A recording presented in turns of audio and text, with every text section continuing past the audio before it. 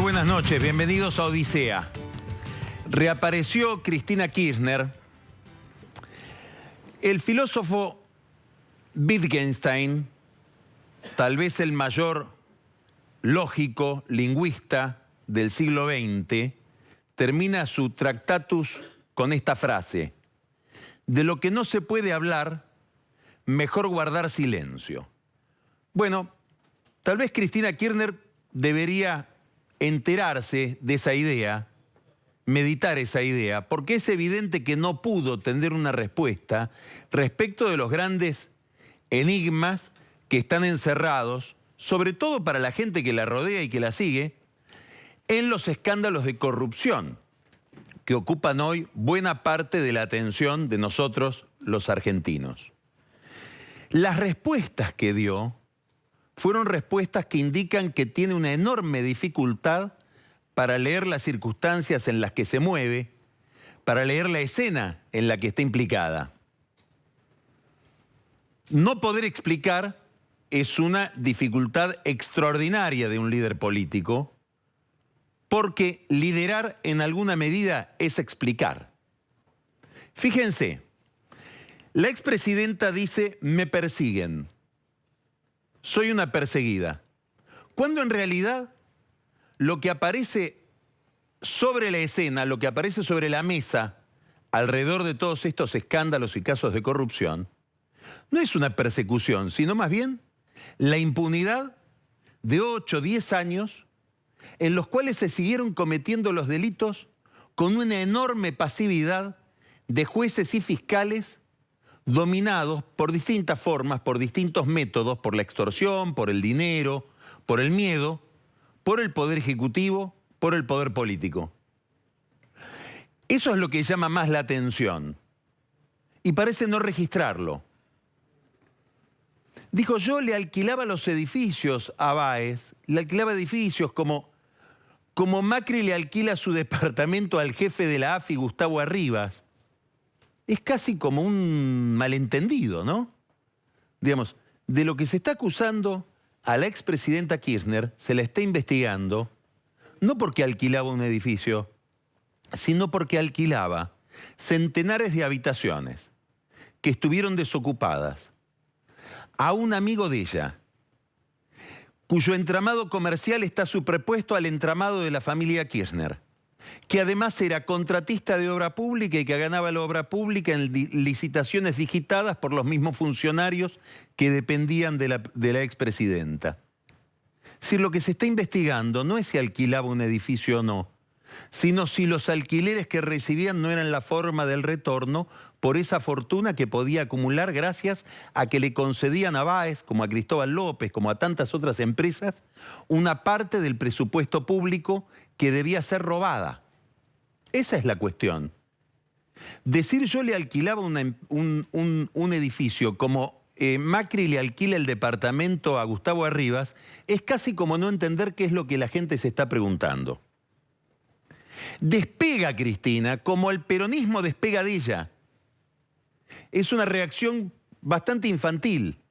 López, 9 millones de dólares en termosellados más los relojes y el rifle, tirándolos a través del muro de un convento, y ella dice: yo la plata no se la puse.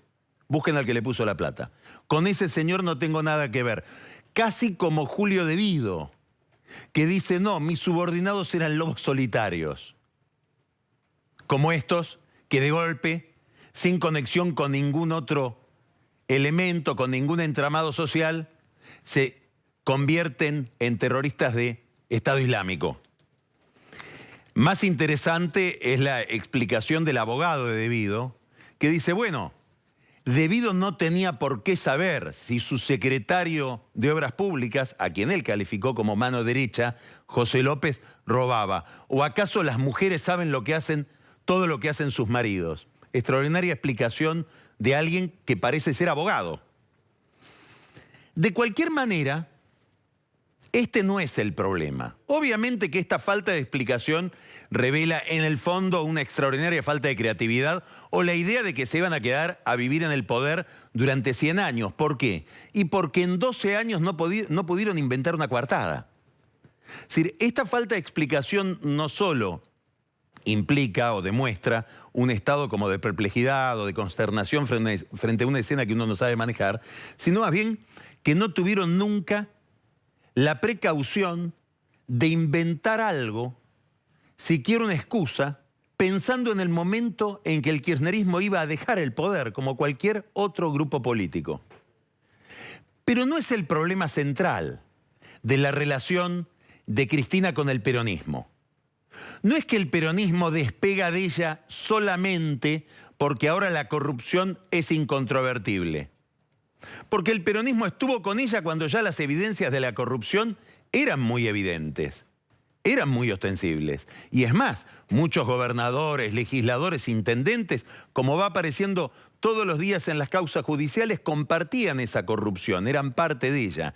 Entonces aquí hay otro problema que tiene que ver con la crisis del liderazgo de la expresidenta en el PJ, que tiene que ver con la interna del PJ y con la evolución próxima del PJ hacia las elecciones del año que viene, que no se reduce solamente a un problema de que Cristina Kirchner quema y hay que despegarse de ella. Ni siquiera se reduce a un problema central en el peronismo, mucho más importante que el problema de la corrupción, que es el problema de la derrota, de la pérdida del poder, por el que en general los peronistas son bastante despiadados castigando a sus líderes. Hay además otra cuestión, que está en el centro del debate político y del debate nacional hoy, y es que el liderazgo de Cristina se derrumba, se resquebraja por un problema de diagnóstico.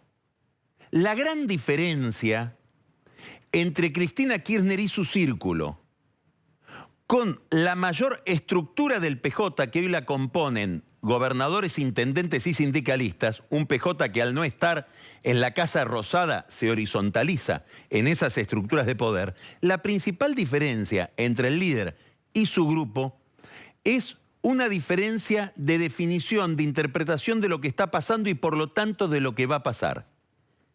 En el centro de esta disidencia hay un conflicto de estrategias políticas.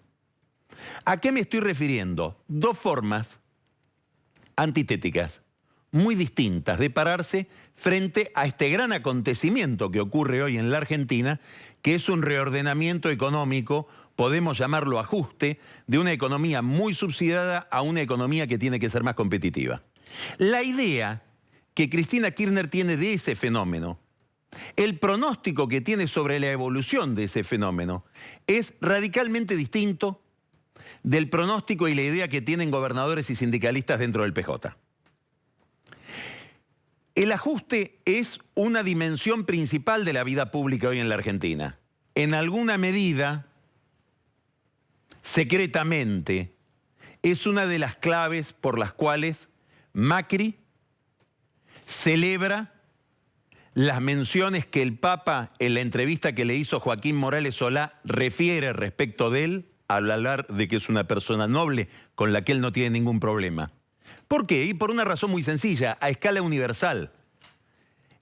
Jorge Bergoglio es hoy uno de los líderes que administra en el mundo el concepto de justicia social. Subliminalmente es una especie de metro patrón respecto de lo que es aceptable o inaceptable en términos de justicia social o de igualdad. Por eso es tan importante para el gobierno y festejaba tanto el gobierno que el Papa se haya referido cariñosamente a tres personas. María Eugenia Vidal, que fue ministra de Acción Social, Carolina Stanley, que lo es hoy, y Jorge Triaca, que es ministro de Trabajo. Curiosamente, el área social del gobierno, que es la que podría estar más cuestionada por aquellos que miran al Papa como una referencia de la vida social. Esta recomposición de la relación entre el Papa y Macri es la que va a hacer que muy probablemente mañana, martes, desde Berlín, Macri hable por teléfono o tal vez por teleconferencia con Francisco en Roma.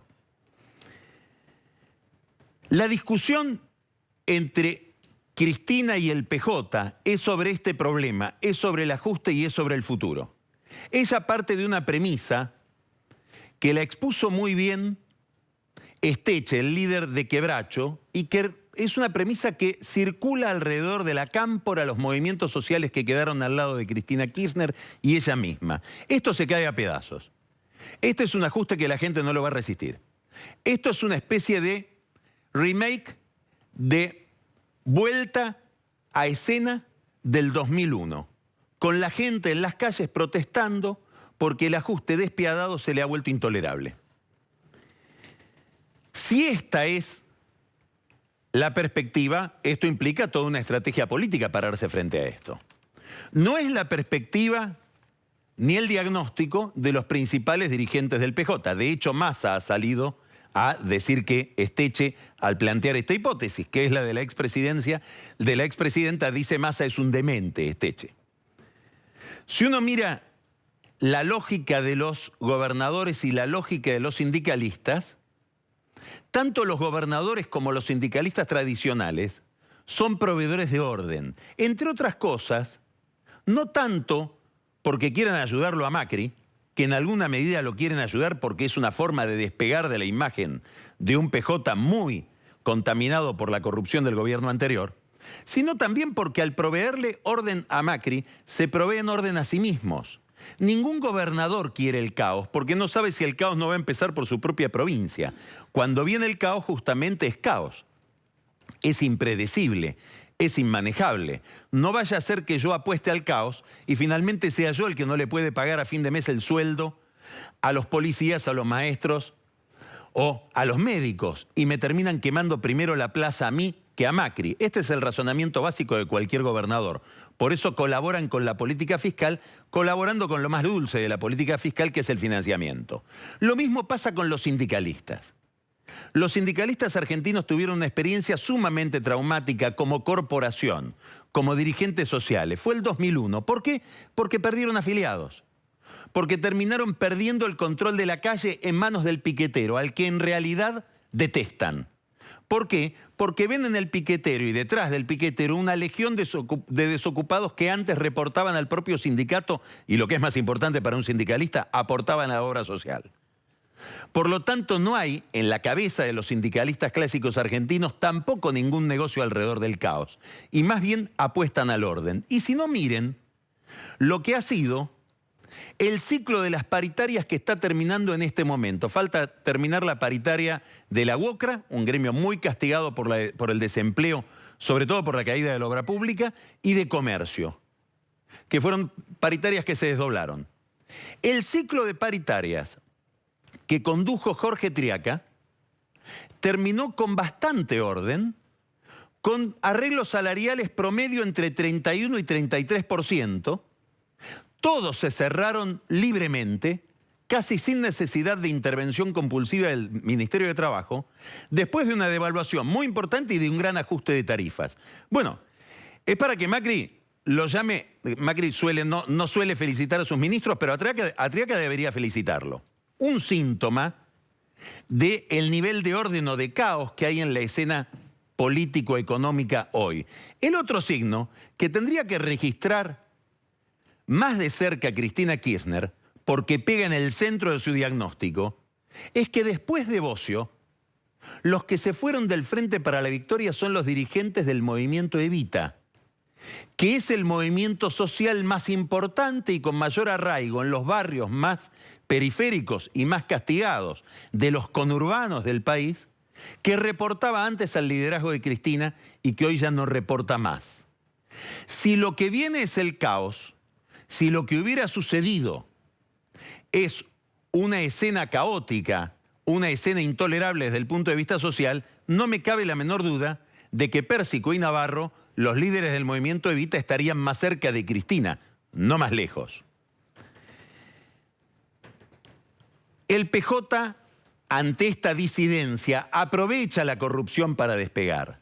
El despegue ya estaba antes frente a esta contradicción, a este conflicto de interpretación frente a lo que hay que hacer con el poder en el futuro. Aprovechan, por supuesto, los termosillados de López para decir: Cristina, esto es intolerable, llegó la hora, nos tenemos que ir. Lamentamos mucho y anda rápido porque te esperan en tribunales. Esto es un desafío no solamente para el PJ, que tiene que repensar su estrategia, sino también para Macri. ¿Por qué? Porque no puede aprovechar del todo la crisis de su adversario. ¿Y por qué no la puede aprovechar? Porque Macri está en minoría en el Congreso.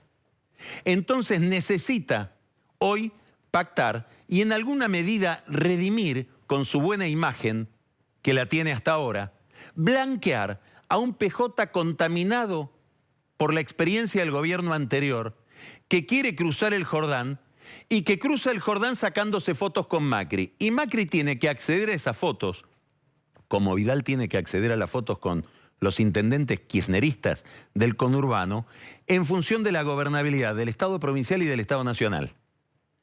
Ahora, esta es la paradoja. Blanquean a aquel con el que tienen que competir. En una competencia difícil. ¿Por qué? Porque Macri tiene que resolver tres grandes incógnitas. Se llaman Schiaretti, de la Sota, Córdoba. Se llama Perotti, Santa Fe. Y se llama Massa, provincia de Buenos Aires. Son tres líderes del PJ muy competitivos para las elecciones del año que viene. Frente a estos tres fenómenos, todavía Cambiemos no se ha dado una estrategia. Ni siquiera se ha dado una estrategia al PRO respecto de qué hacer con el radicalismo. Gran signo de interrogación. Para unas elecciones que en nuestra cabeza todavía no están, pero que en la cabeza del político que tiene que pensar tres jugadas adelante, sí están. Y unas elecciones que van a estar muy dominadas, no sabemos en qué términos, pero sí por un tema, la cuestión ética, la cuestión moral. Este nivel de escándalo de corrupción, pocas veces visto, va a ser un seleccionador de candidatos para las elecciones del año que viene. Aquel que venga con una mancha en la camisa va a ser difícil que pueda pasar. Va a ser la forma superficial de la terapia frente a un gran caso de corrupción como el que estamos protagonizando, viendo en estos días. No sabemos si hay una respuesta más profunda. No sabemos si vamos a liberarnos de la corrupción jugando a la mancha venenosa o si habrá una estrategia institucional que nos libere de ella. Mientras tanto, Massa busca Stolbizer porque ve que este es el tema y crece Carrió. Crece Carrió en alguna medida a expensas del propio oficialismo. Ya había denunciado a Jorge Macri diciendo que es uno de los intendentes de la zona norte de la provincia de Buenos Aires que protege una red judicial de protección a las drogas. Ahora denunció al jefe de la policía de María Eugenia Vidal, Pablo Bresi. Dice, está ligado al narcotráfico. Es la continuidad del gobierno y del esquema de seguridad de Daniel Scioli. ¿Quién le provee los datos a Carrió? Es lo que se está preguntando hoy Bresi. Tal vez sea su segundo. Más allá de estas anécdotas, la pregunta es cómo liberarnos de manera estable de este problema y hasta dónde tiene que llegar la purificación. Es una pregunta muy difícil de resolver en la política. Es la pregunta que se están haciendo en Brasil. ¿Cuánto tiene que haber en la política de convicción y de limpieza? ¿Cuánto de orden y respeto de los intereses? Carrió contesta, todo es convicción. Veremos qué dice el oficialismo en los términos de Max Weber. El que gobierna siempre piensa en la responsabilidad.